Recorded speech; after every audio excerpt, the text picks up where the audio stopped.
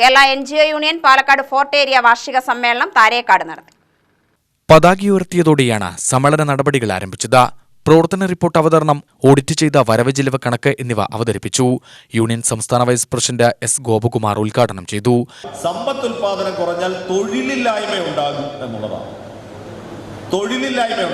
തൊഴിലില്ലായ്മ ഉണ്ടാകുമ്പോഴോ ഒന്നാമതേ നേരത്തെ തന്നെ തൊഴിലില്ലാത്ത ആളുകൾ ഒരുപാടുണ്ട്. അപ്പൊ ഇന്നലെ ഒരു തൊഴിലുണ്ടായിരുന്ന ആളുകൾക്ക് ഇനി തൊഴിലില്ലാത്ത അവസ്ഥ കൂടി വരുമ്പോഴത്തേക്ക് എന്ത് സംഭവിക്കും? ആളുകൾക്കിടയിൽ ദാരിദ്ര്യം ഉണ്ടാകും. ഉണ്ടാകുമ്പോൾ എന്താ സംഭവിക്കുന്നത്? പട്ടിണി ഉണ്ടാകും. ഇപ്പൊ സാമ്പത്തിക തകർച്ച ഉണ്ടായി എന്ന് പറഞ്ഞാൽ അതിനർത്ഥം തൊഴിലില്ലായ്മ വർദ്ധിക്കുന്നു എന്നാണ്. തൊഴിലില്ലായ്മ വർദ്ധിക്കുന്നു എന്ന് പറഞ്ഞാൽ അതിനർത്ഥം ദാരിദ്ര്യം ഉണ്ടാകുന്നു എന്നാണ്. ദാരിദ്ര്യം ഉണ്ടാകുന്നു എന്ന് പറഞ്ഞാൽ അതിനർത്ഥം പട്ടിണി വ്യാപകമാകുന്നു എന്നുള്ളതാണ്.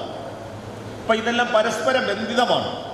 അപ്പൊ ലോകത്തിന്റെ പൊതുസ്ഥിതി ഇന്ന് വലിയ തോതിലുള്ള സാമ്പത്തിക തകർച്ചയെ ലോകം നേരിട്ടുകൊണ്ടിരിക്കുകയാണ്.